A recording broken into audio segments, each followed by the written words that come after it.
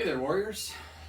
Welcome to the very first episode of Coach's Corner, where we sit down and we talk about different concepts. Today is going to be on stretching.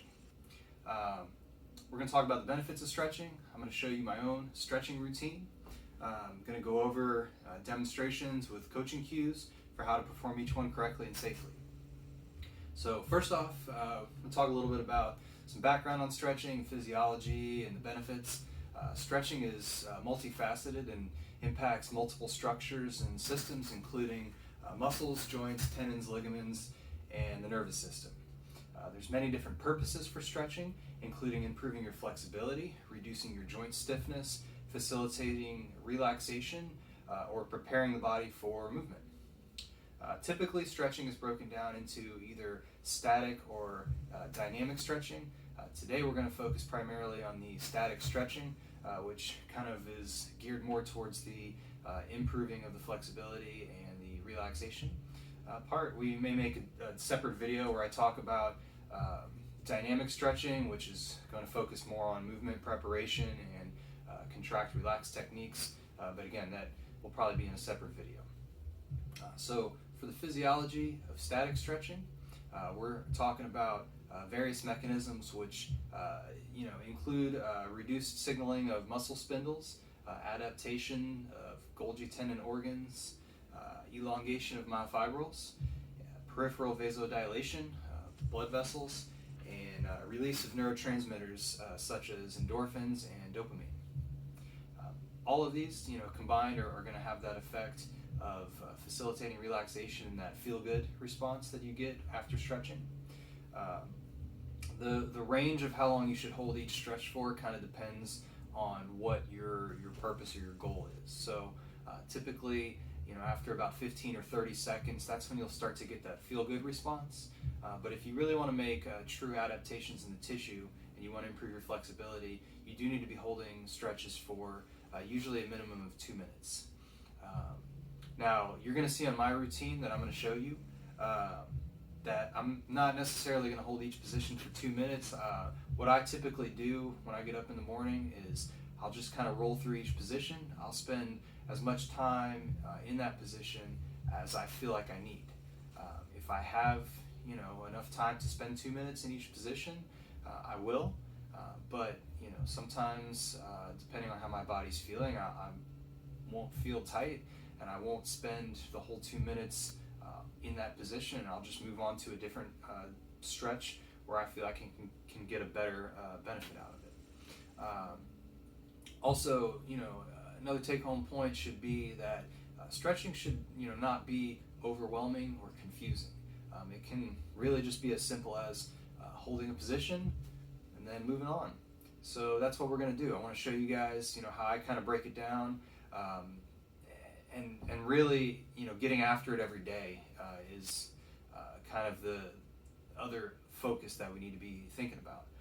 You're not going to change your hamstring flexibility just by doing one stretch for 2 minutes for one day. This is something that needs to be done day in and day out and become part of your daily practice or routine. All right, so let's get into the video. Again, I'm going to demonstrate each position, and then I'm going to kind of do a quick rundown of what my whole routine looks like, which I believe was about 14 minutes from start to finish, just to give you guys a time of reference.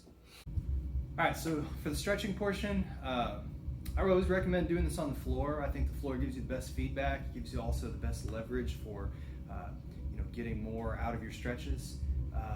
Also recommend taking your shoes off. We're going to do a stretch at the end, you're going to see, which if you're wearing shoes, you're not really going to be able to get that feedback and again, maximize the stretch. So shoes off on the floor, it's always how I recommend to stretch. The first move we're going to do is actually going to be what we call in physical therapy side a joint mobilization. This is really aimed at improving the mobility in your joints. I'm not going to get into that too much today about what that means, but I will show you how to do it. So you're going to place this foam roll basically from the area just below your neck to just above the bottom angle of your shoulder blades. You're going to try to arch yourself over this foam roll without lifting your chin or without arching your lower back, as those are compensations for the stretch. I usually put my hands behind my head, my elbows towards the ceiling.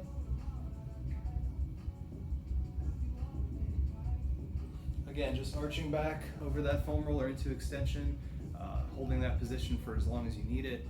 You can move up and down your spine 1 second at a time. If you feel one that is more restricted or tighter or doesn't move as well as the others, spend a little bit more time in that position. All right, so the first stretch that we're going to do, I call this one the seated V stretch. This one is going to work on hamstring flexibility into the lower back. This one can be done 3 different ways. The forward direction is going to have your feet and knees facing upright. My goal for this is to get my forearms onto the floor. And again, just holding that position, take some deep breaths. As you exhale, try to pull yourself a little bit further into that stretch. Then for the one-sided version, I'm taking my opposite hand and I'm reaching over, trying to touch my toes. That's going to hit more of the opposite side low back as well as the same side hamstring. Same thing on the other side. After that, we're going to get into our number 4 position. So for the number 4 position, you're going to keep that leg extended, but you're going to bend the opposite leg. So now if you're looking at me from above, I look like the number 4. Then I'm going to take my opposite hand of the leg that's extended. So if my right leg is extended, I'm going to take my left arm, try to touch my toes. This is very similar to that seated V stretch we were just doing, but when you bend this leg up, I find that it helps kind of keep the pelvis down on the back side, and it gives you more of an additional stretch onto one side of your lower back, the opposite side of the leg that's out. And then, of course, you can switch legs and hit the opposite side. If you don't have the flexibility to touch your toes with this one, you can loop a dog leash or a belt around your foot and then work yourself to your foot. After that, we're going to do what I call the half 90 position. So this would be a full 90-90 position. We call it such because we have 90 degrees at the hips and 90 degrees at the knees. If you're a little tight on one side, you may not have that exact angle, but again, that's the goal of the position. So for the 90, half 90 stretch, you're just going to extend one leg out.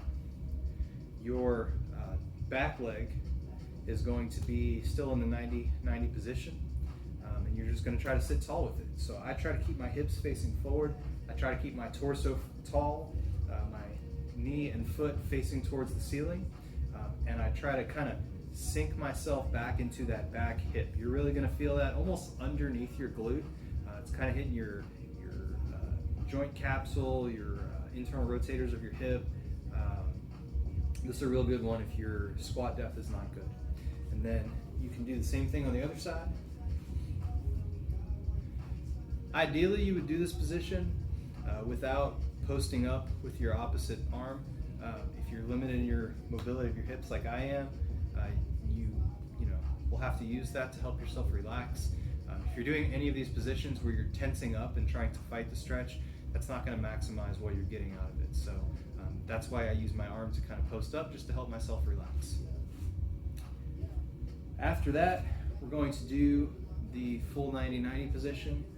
This one I like because you can focus not only on the back hip, but you can also come forward with this and hit the front side. For this one, you want to make sure you're leaning through your hips, not your torso. So I don't want my chest to collapse. That's why I'm using my arms to post myself up nice and tall with a proud chest. And you should feel that into the front hip, maybe into your glutes a little bit. Then you can rock back and again hit that back hip similar to that half 90 position that we were just in. Same thing on this side, front leg into the back leg. And again, you spend as much time in these positions as you want. After that, we're going to do our toe touch. This toe touch is just, easy grade school stretch. Legs are extended, knees and feet facing towards the ceiling. You're just touching your toes.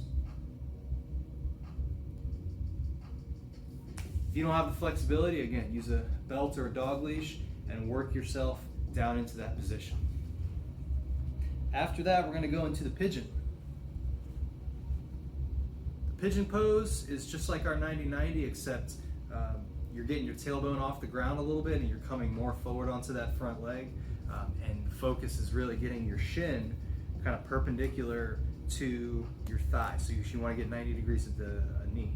If you're tight, sometimes you can't always achieve that, but that's the goal when you're doing this stretch. And then same thing on the other side.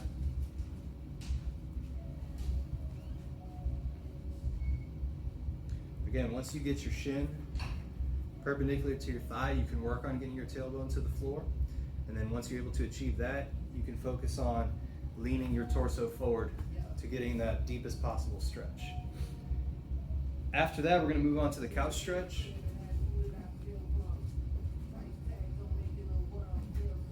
This is called the couch stretch because you can do it on your couch. You prop your foot up on the seat of your couch, put your knee down on the ground, and then just lean forward with it. You'll see when I do this one, I use a foam roller to help post up. And that's mainly so that I'm not using my back to arch myself into this upright position. If your hips are tight in the front, you may feel like you have to strain to get upright with this one. So that's where the foam roller comes in. That way you can offset yourself a little bit forward if you need to. So with this one, I'm really focusing on not letting my hips shift to the side, so just having them face forward. I'm trying to keep my belly tight so I'm not arching through my lower back, so watch for your rib cage to flare. Try to control that. And then the final thing really is to squeeze your glute on the back side and try to push your hips forward. And then same thing on the other side. After that, the next one is going to be a single leg hamstring stretch. For this one, you want to prop yourself up on something to where your foot is lower than your hip. Make sure your hips are facing your foot and not rotated out to the side. And then if you have proper elevation of your foot, you shouldn't have to do much with this one. Think about rotating your pelvis, lifting your tailbone, and you just sink back into it until you feel tension in your hamstring. Then repeat on the other side. Finally, we're going to do this butt to heels position. This one is good for working on the arch of your foot as well as the medial side of your ankle, your posterior tibialis. There's a muscle and tendon that kind of runs on that side that can get tight with walking or running. So for this one, you really want to make sure that the medial side of your foot, your great toes are touching, as well as your heels. Keep them together, and then you're trying to wiggle your butt back to your heels, get nice and tall, and just kind of let your body weight be the leverage on that position. And that's it for my routine. You guys will notice that it takes about 14 minutes start to finish what I did with my routine. Keep in mind, that's just what I chose to do that particular morning. I usually go off of how my body's feeling. For me, most of my morning stiffness is in my lower back and in my hips. So that's what I focus on. I didn't really do any upper body stretches. We can go over that in a future video. But again, you guys focus on what you need to focus on. If you feel like you don't need to spend as much time on your hips and you want to spend more time on your upper back, that's up to you. Stretching is really about focusing on your weaknesses and then repeating every single day, making it a routine. So give it a try, let me know what you think, and catch you guys in the next one.